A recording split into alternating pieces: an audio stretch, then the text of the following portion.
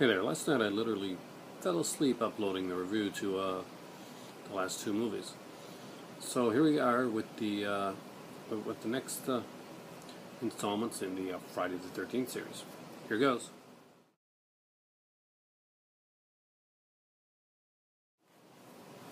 So last night I talked last on 7 and 8. 7, which I did find pretty good, though the ending is weak. At 8, I was so tired last night I don't remember what I said about 8. I do remember, I don't know if I mentioned or not, but the ending to it was horrible, and Jason Sonata turned back into a normal little boy when he was never a normal little boy in the first place. However, let's go on to part 9, Jason Goes to Hell. This is a very different movie. I mentioned wrongly, because I was tired last night, that you should probably listen to the commentary on part 8, because it's hilarious. Of course, I did mean the commentary of Jason Goes to Hell, which is really hilarious. And the best part of the film. Watching the movie as it is just doesn't work that well. There's a Creighton Duke character that, although cool, is never mentioned in the mythology before, and you kind of get a feeling that they probably wanted to use Tommy Jarvis and just couldn't in this one. We get Jason at the beginning of the movie, but it chases after a girl, but instead of getting her like he normally does, he is riddled with bullets and blown up. I kid you not, Jason is a product of an FBI sting. They're scraping the bottom of the barrel in this one.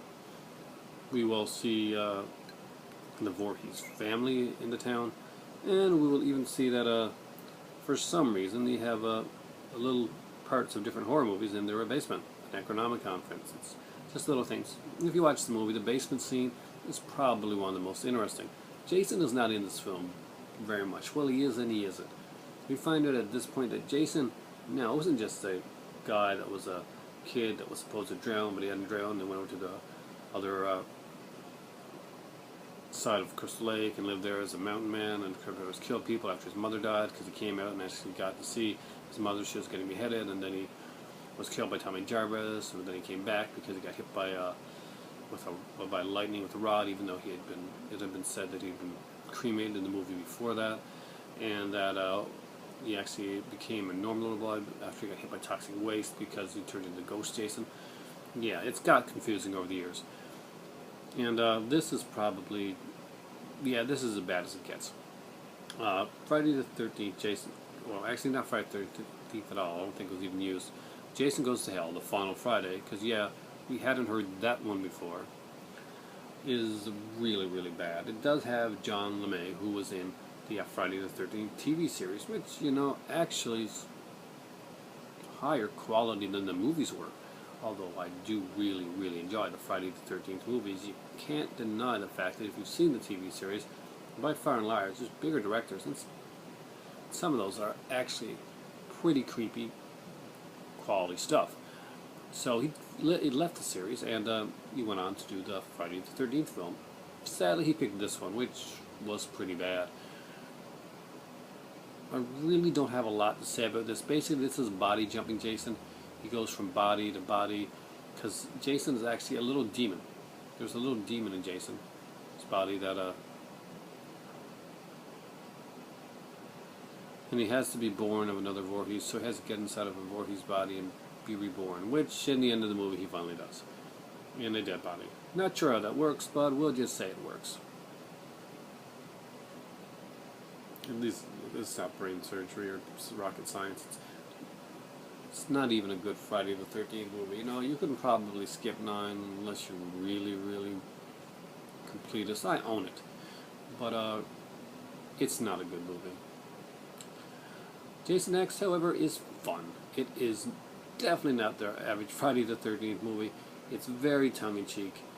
Jason is basically based on a throwaway line by John Carpenter. Instead of he came back to do a Friday the 13th movie, actually, it wasn't John Carpenter. Yeah, it was John Carpenter. So if he came back and did Michael Myers again, he'd probably put him in space. They did everything he could on Earth. So they did that with Jason. They put him in space. Leprechaun had been recently put in space, and that's quite the experience. But Jason X gets a lot of flack from fans because it's not the average Friday the 13th movie. However, if you go back and you watch number 9 Jason Goes to Hell, and even if you watch number 8, you're going to see that Jason X, feel-wise, even though it's in space, and he's got this Neo Ultra Steel mask, it's a slasher film, and it goes back to more of the inventive kills that weren't done in Part 8 or Part 9. So, overall, it's a fun movie. Usually, science fiction fans like Jason X, and horror fans don't like Jason X. That pretty much tends to be the cheesy movie fans enjoy Jason X for what it is. And I just thought it was kind of a fun film, and it did okay as a placekeeper in the franchise. And since I've got time, let's go on to Jason vs. Freddie, which is the next one. Jason vs. Freddie should have been the dream movie that fans have wanted to see for a long time. Remember earlier when I mentioned that Jason had to fight a chef, a very tall chef in Part 8 that would be his undoing? Well, yeah. That is the guy that plays him in this film. The guy that played the chef in that throwaway scene in Jason Takes Manhattan is now playing Jason because they didn't get Kane Hodder. The man that had kept the Jason vs. Freddy idea alive over the years through conventions, talking with fans and such, wasn't given the chance to act in the role that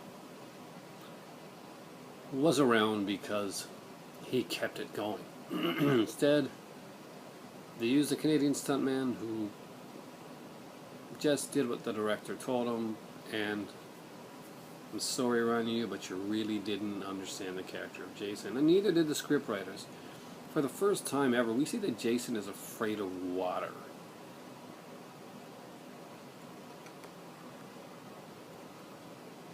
Jason wasn't a very good swimmer. It does not line in the first swim. It's not pretty much like, oh, Jason had hydrophobia. Jason was scared of water. Jason wasn't scared of water. We've seen Jason walk through the water, jump up from the bottom underwater, be in water for long periods of time, walk in the water and go grab somebody from a boat. Jason is definitely not scared of water. But there are scenes in this where Freddie manipulates Jason's fear of water.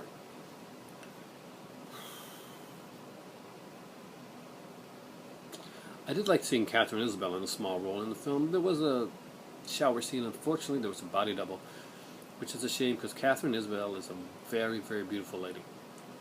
In case you don't remember the name Catherine Isabel, go back and watch Ginger Snaps. That's her. She rocked. And recently in American Mary by the Soska sisters. Jason vs. Freddy is slightly entertaining for what it is, but overall, it is not a good movie. The acting is mediocre at best. The effects kind of leave you wanting, and Jason and Freddy's characters, this is pretty much Freddy's movie, and Jason just guest stars in it. So it's pretty much Freddy guest starring Jason, and not any Jason you've ever seen in a Friday the 13th movie before. The character was completely done wrong. It made no sense to the other films. I could see where they were going with it, but I read other scripts for Jason vs. Freddy, and some were pretty god-awfully horrible, but I don't know if any of them were as bad as the script they used. This was incredibly, incredibly bad. It did well in the box office because you put Jason and Freddy's name in a movie together for the first time in years to see if people were still interested in them. And they'd even planned to maybe do a Jason vs. Freddy vs. Ash film at one point. Thank God that did not come to pass, because that would have been a horrible, horrible thing. I do not want to see that. I do not want to see Bruce Campbell in that, and I do not want to see the people that did the Jason vs. Freddy movie do another one. And let's get right into it now. The remake. Controversial remake, reboot, whatever you want to call it, of Friday the 13th. How was it? Honestly, it was Friday the 13th again. And people bitched. People complained that Jason was too smart. People complained that the tunnels under the campgrounds didn't make sense for some reason. That was never inexplicably explained from people that complain about that. And people complain that Jason doesn't do weed. See, there's a throwaway thing at the beginning of the movie where we find out that there's these pot fields up in Camp Crystal Lake, and they're going to get like this big square pot and they're going to sell it and they're going to smoke some and all that. But Jason comes along and kills them all. For some reason, there was a fan base that said, "Wow, Jason doesn't do pot. What's Jason doing protecting a pot field?" Jason's not protecting a pot field. Jason kills teenagers that are out there in the woods having sex and doing drugs. But he's the twisted moral center of the film. It wasn't his pot film. He wasn't making the pot. He wasn't growing the pot. He wasn't protecting the pot. He wasn't doing anything with the pot. It was just in the area that he was in, and he killed the people because that's what Jason does. He kills. The guy that played him, Derek Mears, did an extremely well job playing Jason, and it was kind of cool to see an actor really get into the role. It's the first time we've seen that since Kane Hodder, and it would have been kind of nice to see Kane Hodder and Derek Mills somehow be able to go mano a mano. Dream Jason roles right there. Anyway, it is a very extreme well done. Apparently Jason lets one person, spoiler alert, there's a girl in the movie that kind of looks like Jason's mom when she was younger. She is let live. Jason doesn't kill her right away. People don't understand that why Jason doesn't automatically slaughter her like he does everybody else. Now, Jason's whole focus behind killing is that Jason's like kind of a mama's boy, and when he sees his mother beheaded, that's when he starts killing in the first place. We see this again in this movie. The fact that he sees someone that looks amazingly like his mom and he doesn't kill her should not be much of a stretch or anything hard for people to understand, although some people didn't understand it. Well, here, let me explain it to you. Jason saw his mom die once. He sees a girl that looks like his mother, and when he looks at her, probably doesn't want to kill her again. He doesn't want to go through the thing that scarred him, and he doesn't want to scar himself again. In part 2, for instance, when she puts on the mother's sweater, and he sees his mother for a second in almost in a hallucinatory way, he stops and he doesn't kill, and he doesn't attack her until after she attacks him, and he realizes that this is not his mommy. This is not someone that he can keep. And the ground rules for that have been set up in part 2. So anybody that wants to bitch about that, that's out the window. I do consider myself the ultimate Friday the 13th fan, just so you know. I've grown up with these movies. These are my films. I have a sense of ownership to these ones. They put me through a lot of like really hard times. They were the movies that I would turn on and watch. So when it comes to being slightly obnoxious about a film series, this is the one that I would be slightly obnoxious about. The remake was done well. There are aspects of it that, no, actually, it was done pretty well. Go watch A Nightmare on Elm Street movie to see a horrible remake done really wrong. And then go watch the Friday 13th movie, then go watch the original Friday 13th movies and realize, look, there's not much different. He's killing people in the cabin, in the woods. That's what Jason does. If you expected something different, expected something new, expected Jason not to be going out killing girls, if you expected not to see nudity in these films, you're insane. I'm sorry. Part 5 had an extreme amount of nudity. And they got all their nude sequence out probably in one big scene in the remake. And you know what? It worked.